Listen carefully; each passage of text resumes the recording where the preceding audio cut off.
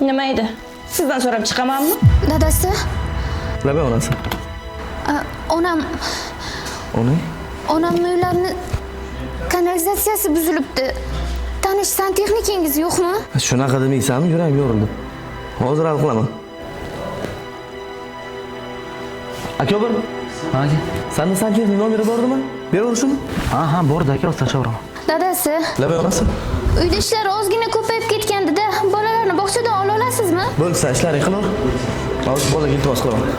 Avaz, avto. Mashinaga borib, bolalarni bog'chadan olaylik iltimos. Gap yo'q, o'rtoq, momo yo'q, ketdik. Mana shu ko'nak degan kafe ochilganda yaxshi bo'ldi. Narsalari voобще zo'r. Buni bolalar Alo. Laba onasi. Hal qilamiz. Bo'pti. Ana qarab. Chang kech buzilibdi. mana tayyor usta. Ha? Tuzat olasan? Okey, ber gap yo'q. Dadasi, Laba onasi. ukamni kontragi to'lanmasdan qolibdi. Shuni hal qilib bering. Kecha aytmabsan-da shuni. Qo'yaver, o'zim hal qilaman. Bo'pti. Farruh.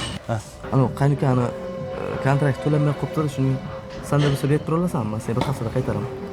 Mayli. Bobur, menga qara. Hal qilaman deysan-ku, o'zingni reshala qilib ko'rsatish yaxshi ko'rasan-a? O'zi qo'lingdan hech narsa kelmaydi. Hamma ishingni mana biz hal qilamiz. Farruh. Erkak kishining ikkinchisini bor, bilasan? Qanaqa? Hal qilaman. Nimani hal qilaman? Erkak kishining ikkinchisini hal qilaman.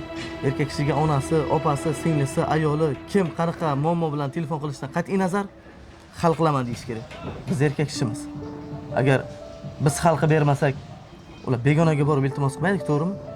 Men sandan boshqa o'rtoqlarni iltimos qilib hal qildirarman ishimni. Lekin ularni o'ziga tashlab qo'ysam, ular borib boshqa begona erkakdan iltimos qiladimi? Agar singling, opang, ayoling o'z ishini, o'z muammosini o'zi hal qilishga o'rgansa, natijasini ko'tara olmaysizlar, bolalar.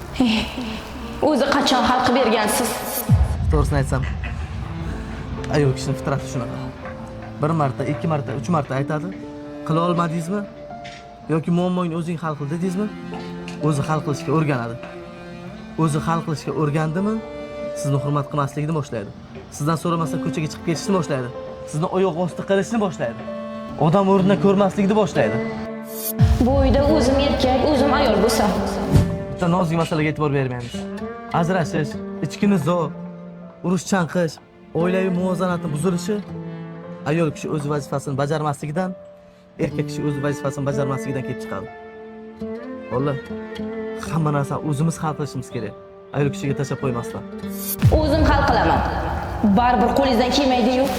Ayolning har bir xatosida biz erkaklarning aybimiz bor. O'zi qo'lingdan hech narsa kelmaydi.